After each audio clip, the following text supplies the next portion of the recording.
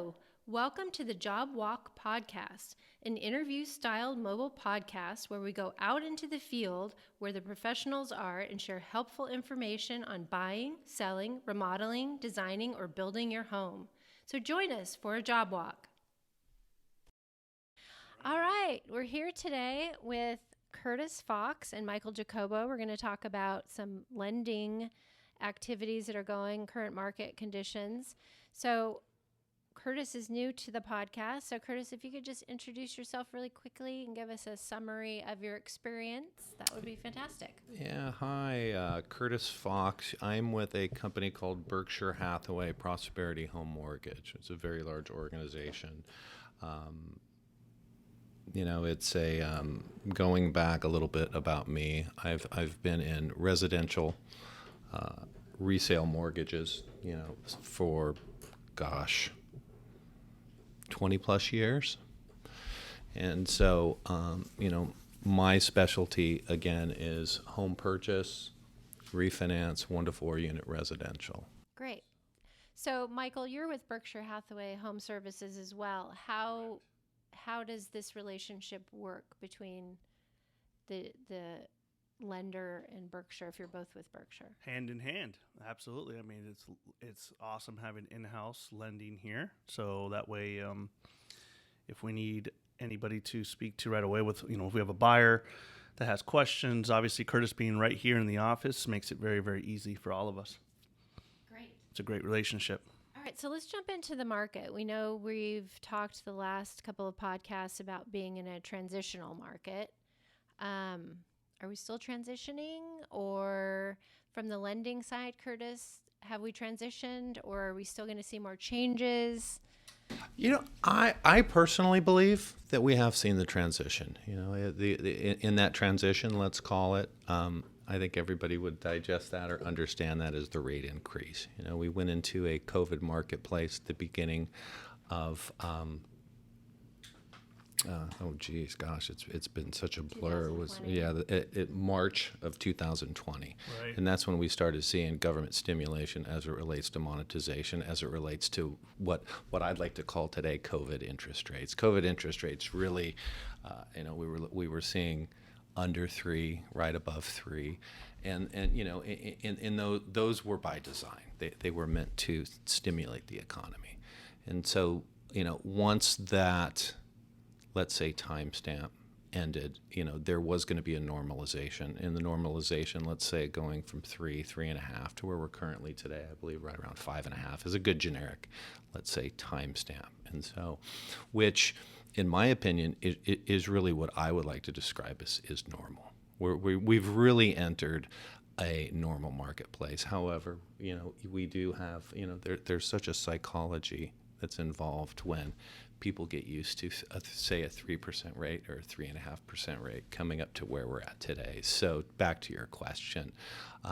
I'd like to believe we've seen the transition. There's a lot going on in the entire geopolitical world landscape that, there will be ups and downs, but I'd like to believe we're starting to see some settling in. So if we feel like the 5.5, maybe 6%, maybe a normal market, if we're going to call it that and reference it as more normal, do we mean it's more stable and it's going to have less fluctuation? Or do we mean it's normal in terms of actually getting loans approved and appraisals and those kind of things? From a lender's perspective, I guess what I'm asking is, what is a normal? Yeah, no, and it's a very, very good question, and I kind of, there was 3 things in that question. So from the perspective of just historically where interest rates should be relative to average incomes, median incomes, this 5.5-6% range, I would like to describe as normal. Now, to the topic of underwriting, qualification, is there going to be any sort of restrictions of, meaning tighter underwriting guidelines or loosening guidelines? I think, post 2008, post 2010, we really have entered, at that juncture, that was the crossroad to where we are in what I would like to call just traditional underwriting, which is verification of credit, identity, income, Right. and assets. It's just really, you know, it's those traditional components that someone would use to qualify for any sort of financing. Now, there's always the boutique products as it relates to bank statements or no tax returns or asset-based and things like that that come with a cost, but from just straightforward, standard, traditional underwriting guidelines, I think that's still the same, and I don't think we'll really see change in that, which is a good thing. You know, I mean, I think people's understanding and comfortability, what they need to do to qualify, is always, you know, normalization, as I call it, on interest rates. People feel comfortable with that. You know, ups and downs, small ups and downs, underwriting qualifications, and then also appraisals, I think, is a big component to comfortability and what makes somebody comfortable to buy. You know, this is San Diego. People have always wanted to move here. People always want to live here. So it's understanding that, and appraisal values have. Now, again, March 2020, everything went crazy. So it was over the last, you know, these last 2.5, 3 years, Right. every single transaction, there was that component. Is it going to appraise? Because offers were coming in far above any sort of list price. So when you're in a driving market, I like to call it, that's always a component. Now it seems that things have settled. Yeah. Things are a little bit more relaxed. And for me on the lending side, and I do a lot of purchase transactions on a monthly basis, that component's gone. It seems to be relaxed. It seems to be all the appraisals are coming in easy. Yeah. So And on purchase price. So that's what I was going to ask. So on the purchase price, the offers are being written more in line with a standard appraisal. In other words, using comparisons like we normally would to establish the purchase price, not Right. necessarily just how many people or how much cash or who you're competing with, right? Right. Is that what you're saying, Michael, in terms of? Absolutely. I mean, you're also not seeing, again, where we see the value to be, let's just call it $2 million, and homes are coming in, you know, at or the offers are coming in at 2.2, 2.3, 2.4. That is not, in my opinion, true market value than what it is now. You're not seeing that. And what you are seeing, so when you do comps, and I do comps every time prior to a client of mine writing an offer, we're going to look at comps comparative to subject area, square footage, bedrooms, bathrooms, amenities, and so forth within that vicinity, typically within a half-mile radius. And we're looking at other properties that have sold within the last, I try to just do 60 to 90 days, just because further back from that was a lot different.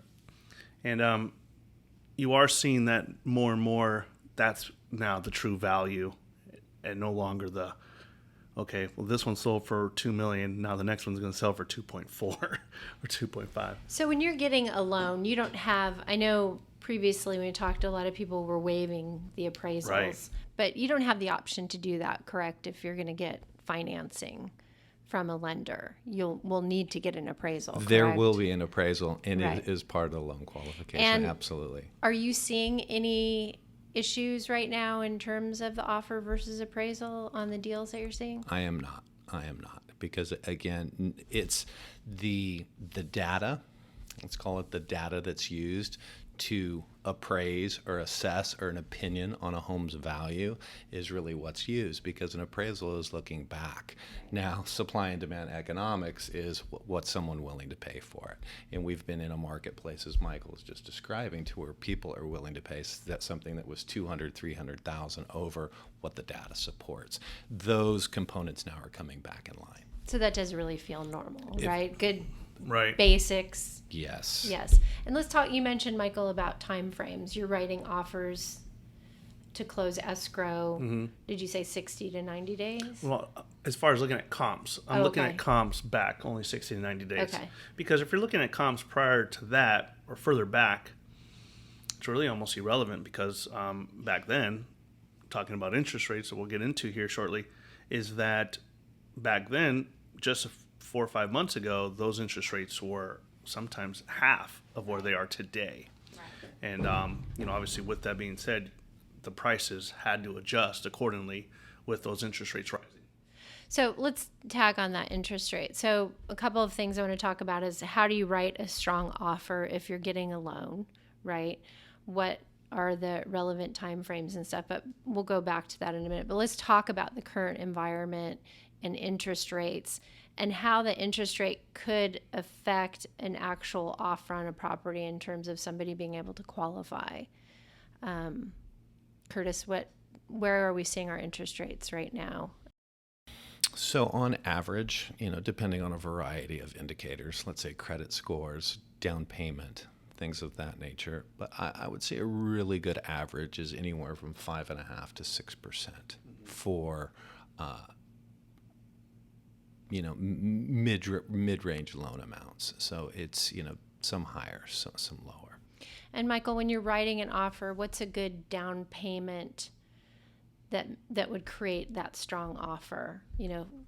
Well, obviously cash would be best, but I mean, if you know somebody Right. needs to do some financing, 20% down.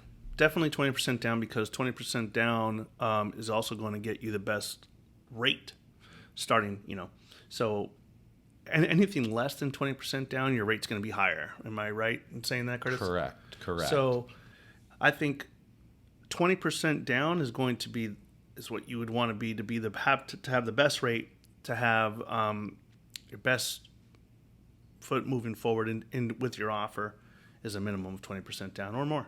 and then Curtis, with your underwriting hat on, if you're looking at a transaction and a person is putting 25% or 30% down as opposed to just sort of the standard 20, is that helpful or?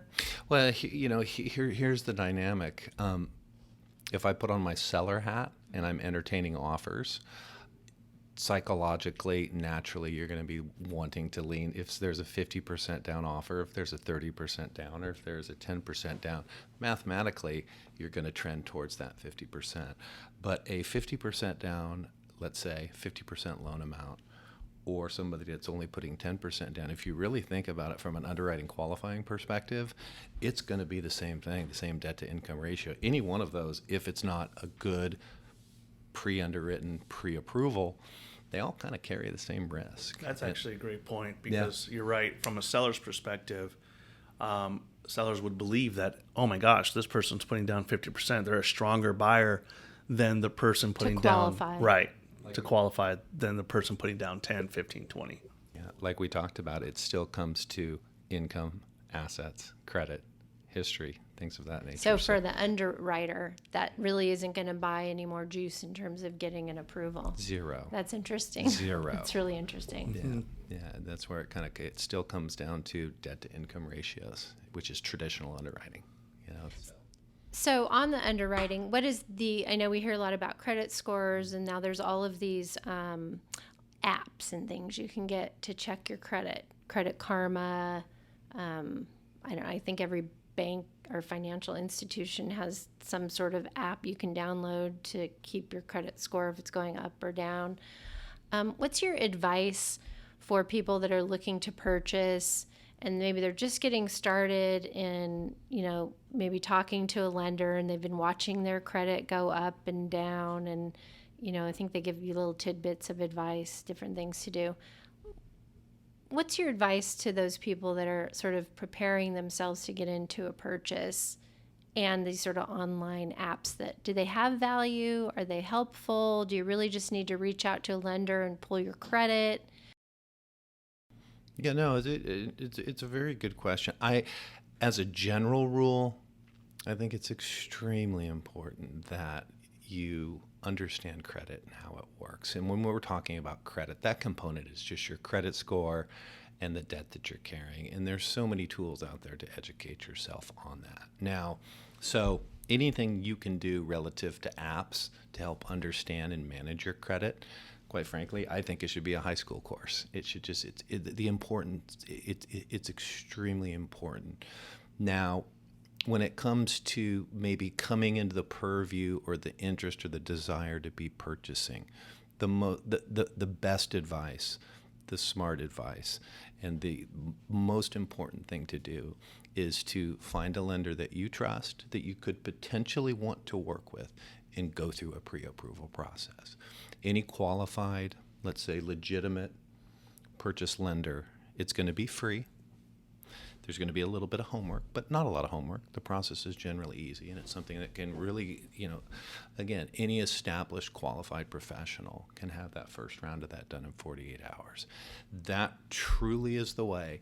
Now, I was taught 20 years back, the road to homeownership may be that you're buying in 3 weeks, or you're setting the stage to buy in 6 months, or even a year. But so that time that you spend with that lender, the tools that we have now really make it just so easy to do, is the most powerful step. So find a lender, get a pre-approval, go through a full pre-approval process. It's easy, it's simple, and it benefits them so much that they will know exactly where they're at and what their road to homeownership will look like. And Michael, you recommend that to people to establish what they can afford, Exactly. right? And will you even show people homes if they don't have some kind of a pre-approval? No, because you don't really know what we're showing them and if they could afford it.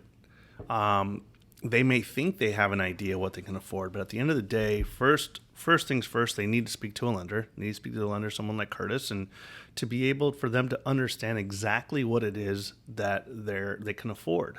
I think I may have mentioned this before on a previous podcast, but at the end of the day, you are purchasing your payment, not necessarily the price of the home. And what I mean by that is, and tell me if that's wrong, Curtis, but at the end of the day, if someone can afford perhaps more home than they thought, but because of the interest rate may be lower than what they thought, they potentially could afford more home at a higher price if they want to stay within, let's call it $5,000 a month, right?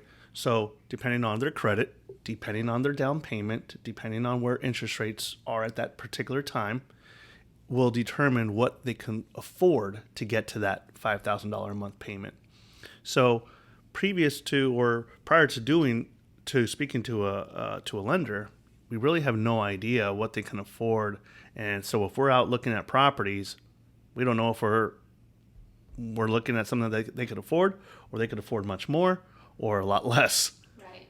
So yeah, it's very, very, it's vital for them to first and foremost speak to a lender, have a better understanding what they can afford, and also to understand if and when they could purchase, right? Because like Curtis said, they could be 3 weeks down the road, or they could end up being a year if they find things on the credit report that needs to be taken care of prior to purchasing, whether that be certain debt, whether it be old debt that just never came off of their credit report.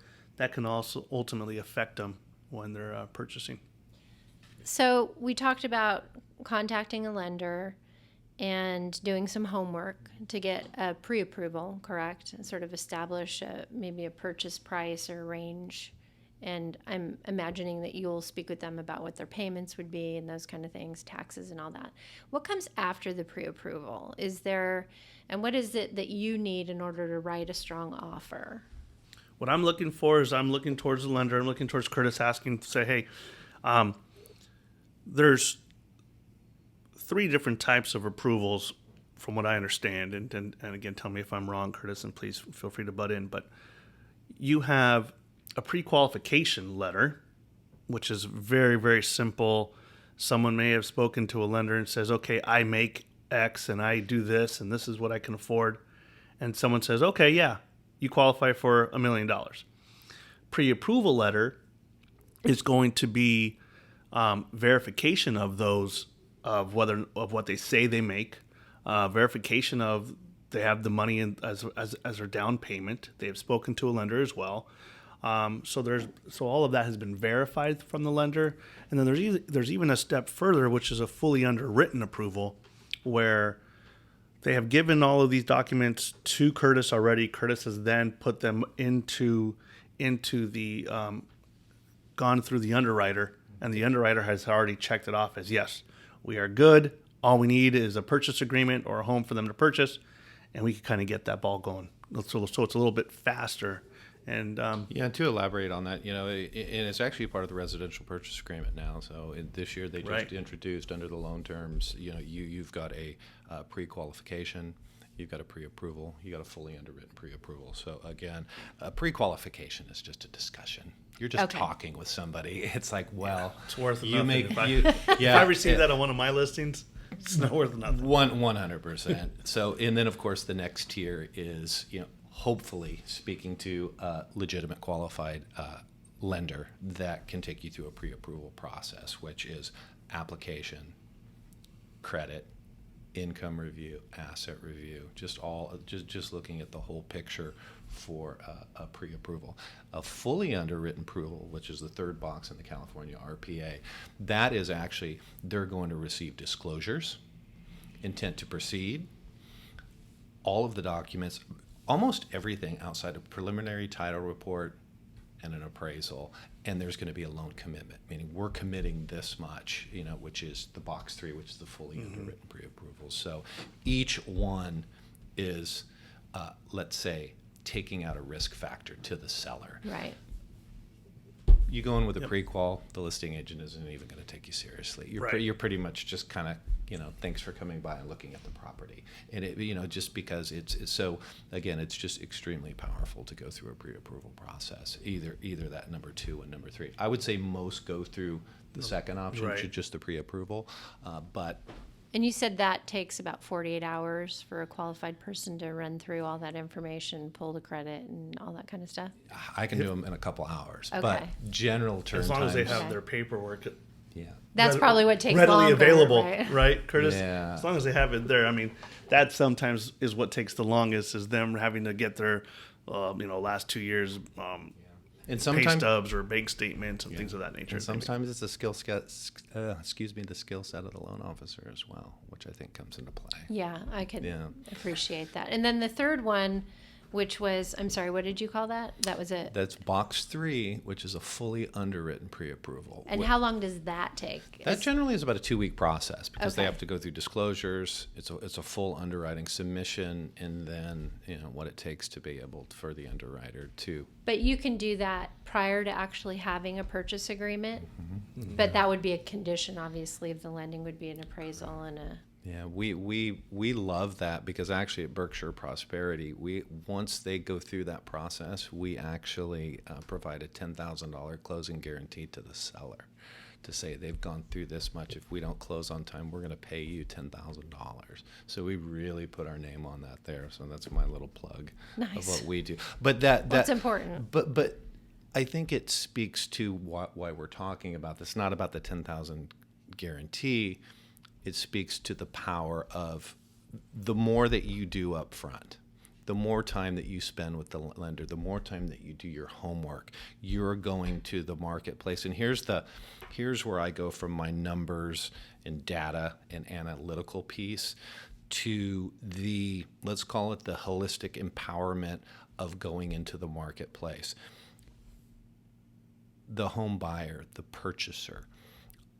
You can, just because somebody qualifies for something, that doesn't mean they're comfortable with what that payment is. That, because that is so personal to them and their lifestyle of where they want to be. So when they understand those numbers, when you have the dynamic of a good, aggressive, informed, professional buyer's agent with a good qualified purchase money loan officer with an educated borrower, they're going out to the marketplace and they're ready to make moves when they find that home that they want, because they understand it. Very good and point. They see it. It's like all of this work goes into, we're going to make an offer.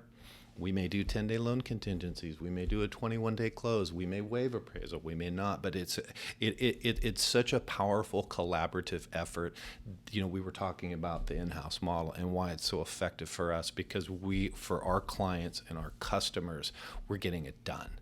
And they feel comfortable doing it. They're not getting into an escrow and completely freaked out about the process. Like, what have I done? They're comfortable all the way through, which you close escrows that way. That's it. Yeah. So, I mean, I can, I've bought and sold many properties myself. Having a good lender is just as important. Sorry, Michael, as having a great real estate agent, because that's how you get the deals done. We're going to end on that note right now and wrap up. So, Curtis, I am going to give you a chance to share your contact information And then Michael, you can share your contact information after Curtis. Where's the best place for people to reach you? My direct phone, my business phone, it's all one and the same. So again, Curtis Fox with Berkshire Prosperity, 760-585-5469. That's 760-585-5469. Or my website, which is simple, which is www.curtisfox.com. That's CURTISFOX, just like the animal.com. And it's a really good website. There's a lot of great tools there too, where someone can like educate themselves and kind of learn more about the industry, the market, me, and the company. Perfect. And Michael? Michael Jacobo, Berkshire Hathaway Home Services here in Carlsbad, California. And you can get me at 760-445-0060 or JacoboRealtyGroup.com, JACOBO. Great. Thanks, guys. Thanks. Thank you. Bye.